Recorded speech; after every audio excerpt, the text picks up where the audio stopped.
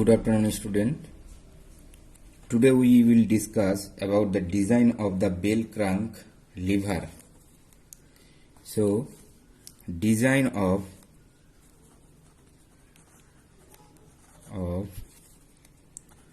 bell crank lever.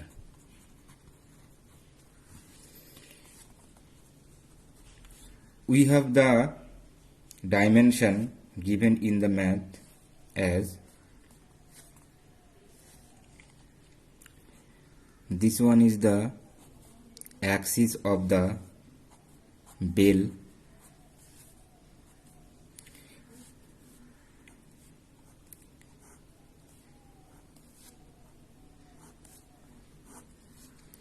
this is the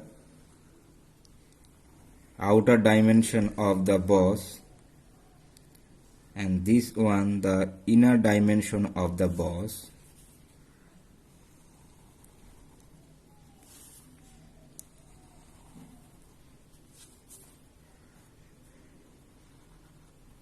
This is the outer dimension and this is the inner dimension, and we have also the bell like this. So distance between the horizontal arm or the length of the horizontal arm is given 500 mm here to here, and the length of the vertical arm, that is given 150 mm.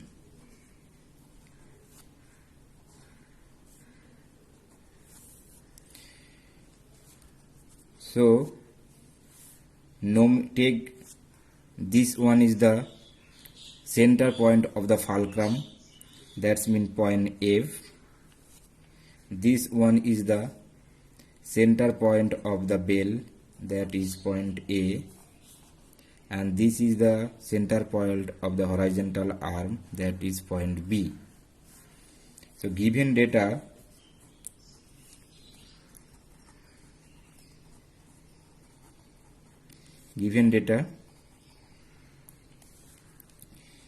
FB 500 mm, AF 150 mm, W load, here W is equal to 4.5 kilonewton, is equal to 4.5 kilonewton, that is 450 newton. Sigma T is given 75 megapascal, that is 75 Newton per millimeter square.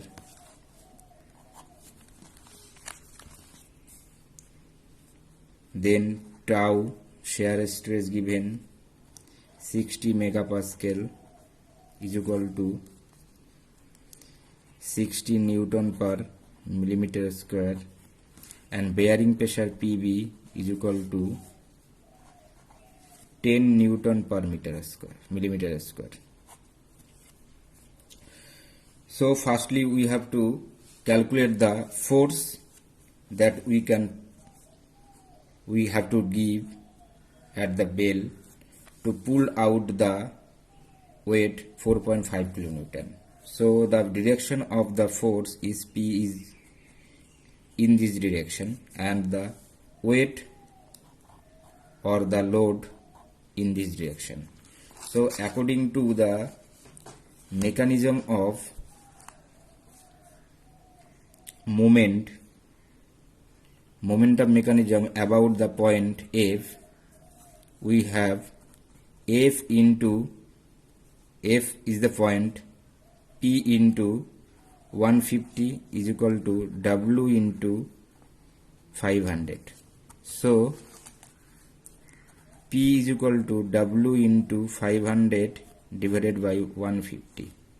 That's means 4500 into 500 divided by 150 is equal to 1500 Newton, 000 Newton. That's mean 1500 Newton. So this is the point of center of the fulcrum. So here we easily understand W acting in this direction and P acting in this direction. So the direction of the P is there and the direction of the W man's load is in this direction. So resultant force, direction of the resultant force R will be in this direction. So we know that R is equal to root over P square plus W square. This is the resultant force acting in this point or acting in the fulcrum pin. This is fulcrum pin. This is pin A and this is pin B. So at the fulcrum pin, the resultant force acting in this direction, that is R. So we know the calculation of the resultant force RF means fulcrum is equal to W square plus P square. That's mean putting the value we can get 15660 Newton. Putting the value of W and putting the value of P. Now the design of number 1, the design of the fulcrum pin.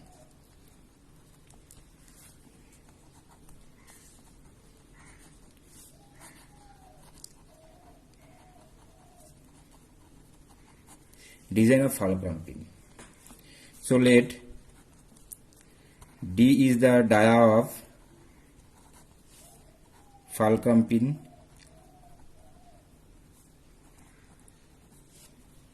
L is the length of fulcrum pin.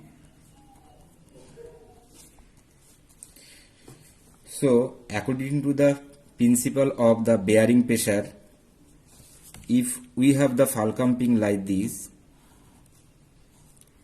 one is the diameter of the fulcrum pin D, and this one is the length of the fulcrum pin L.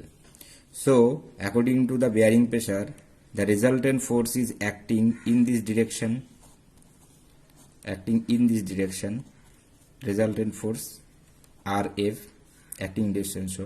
So according to the principle of the bearing pressure, we can write the resultant force RF is equal to diameter of the fulcrum pin into length of the fulcrum pin into the pressure of the bearing pressure PB.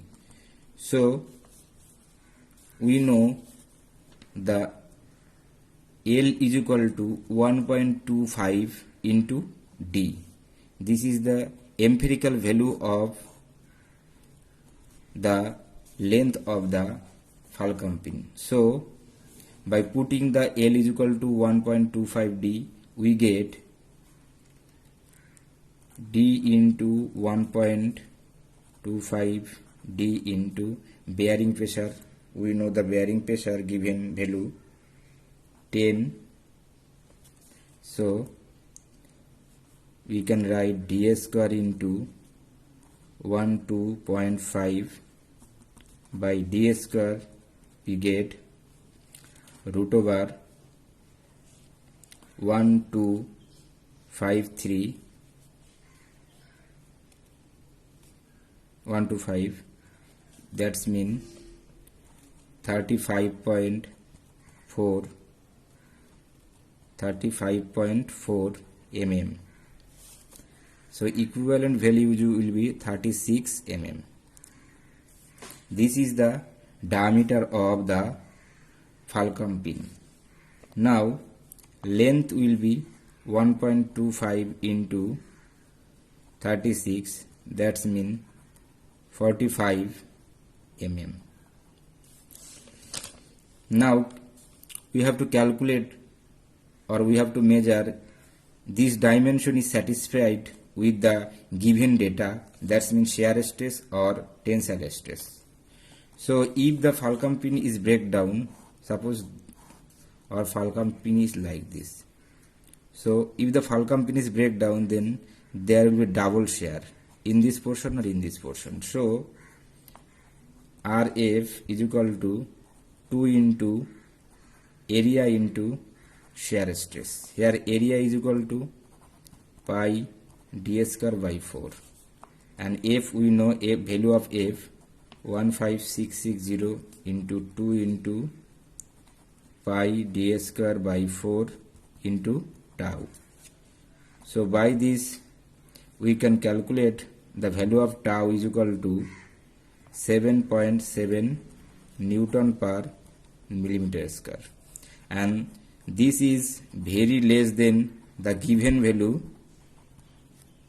Given value is tau is equal to 60 Newton per millimeter square.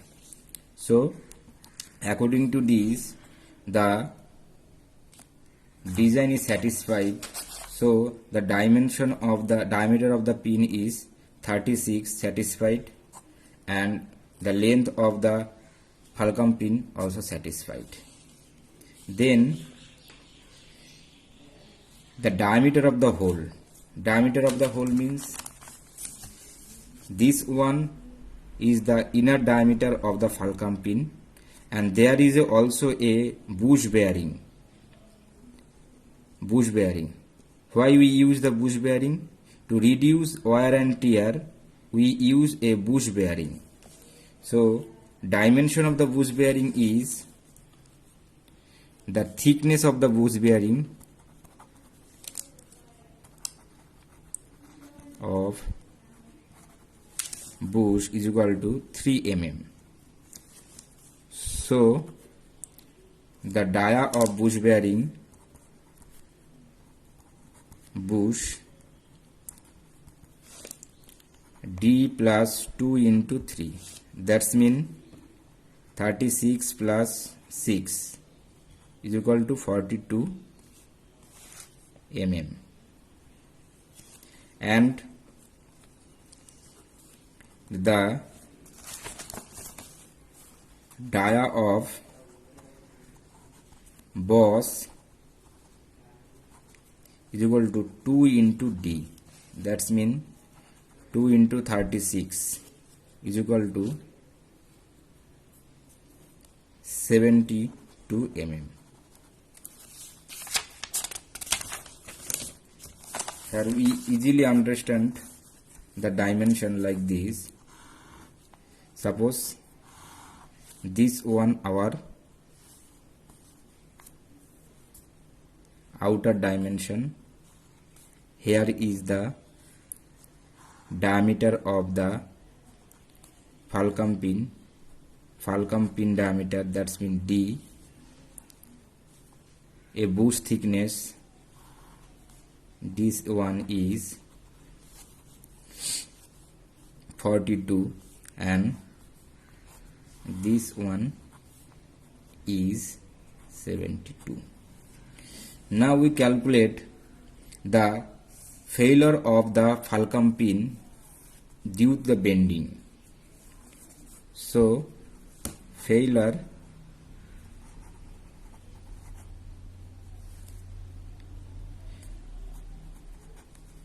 due to bending.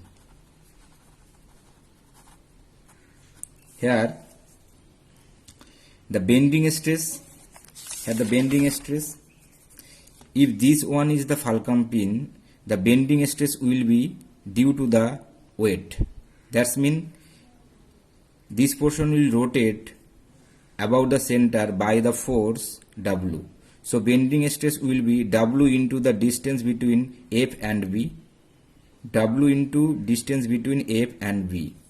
So the bending stress or bending moment M is equal to W into F into B, that is 4500 into 500.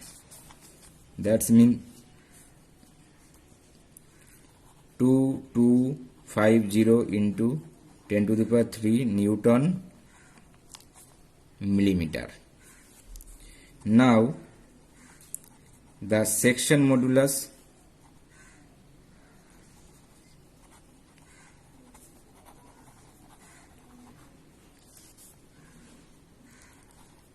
we know the section modulus Z is equal to I by D by 2.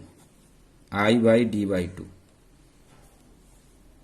D means the whole diameter, or I by capital D by 2. Here I is equal to the area moment of inertia. That's mean if this one is the pin dimension,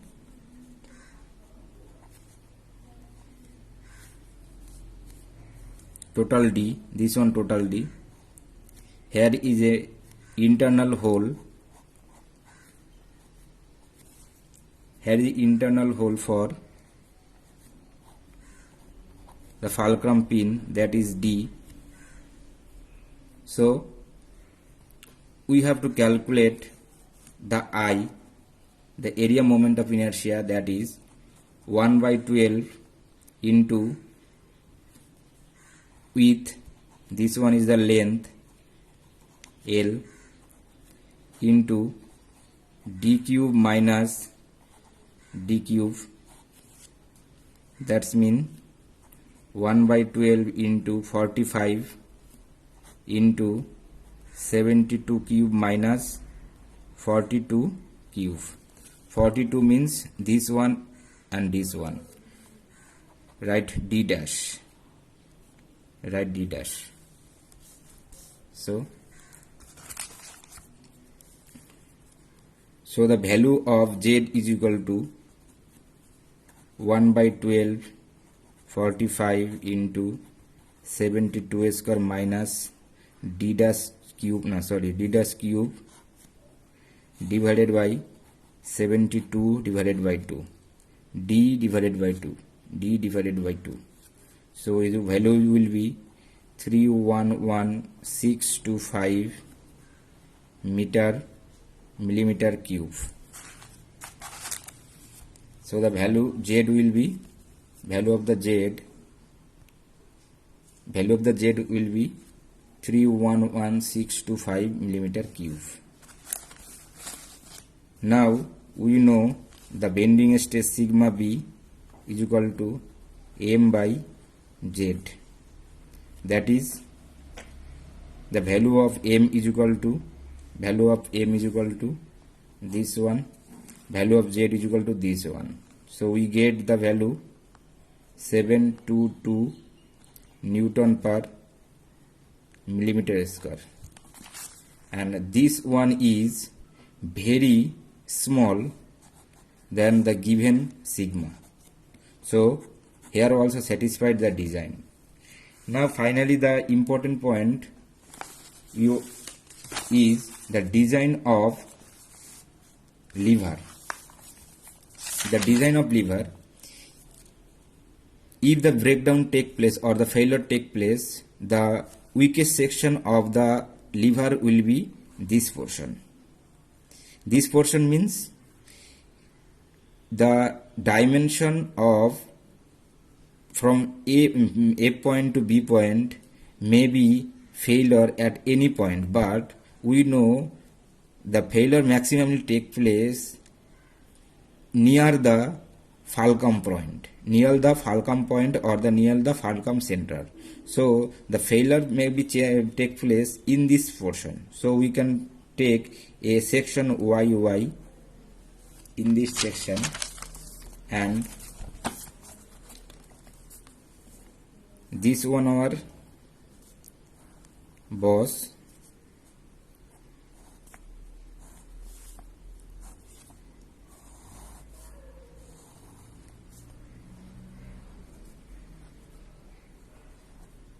here a W, and from here to here the distance is 500. So failure take place YY section. Suppose the distance between the center F and the Y section is 50. You can take any less than 100. 50 is less than 100. This is a assumption. You can take here also, you can take here also, you can take here also, but not beyond the middle point, not beyond the middle point. So let the top view of this portion will be like this. Top view, this is the thickness,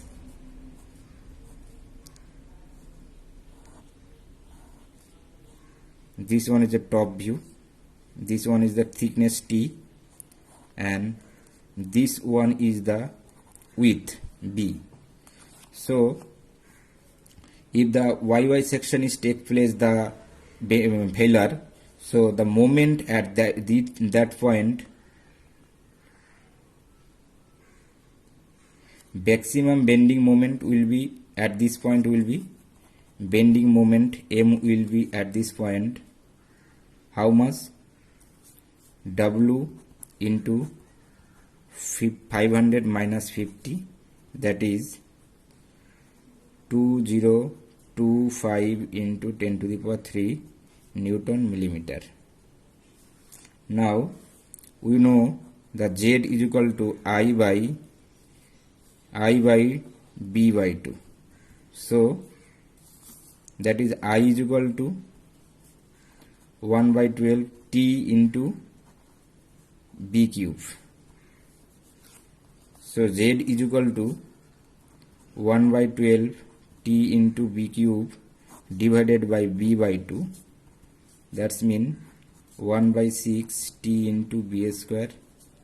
Putting the value of B is equal to 3 into 2. This is the empirical value. So we get Z is equal to 1 by 6 T into 3T square. That's mean 1.5 into T cube. So we know the bending stress sigma is equal to M by Z. So putting the value of sigma, we have given 75. M, we know the value of M 2.2025 into 10 to the power 3, and value of Z 1.5 T cube. From here we find the value of T is equal to 18 into 10 to the power 3. Therefore T is equal to 26 mm. Then B is equal to 3 into T, that's mean 3 into 26, i.e. 28 mm. So by this method we find out the length, find out the width and the thickness, find out the width and the thickness of the lever. In this way we can design total portion of the bell crank lever, and if there will be any problem, contact me by phone. Thank you.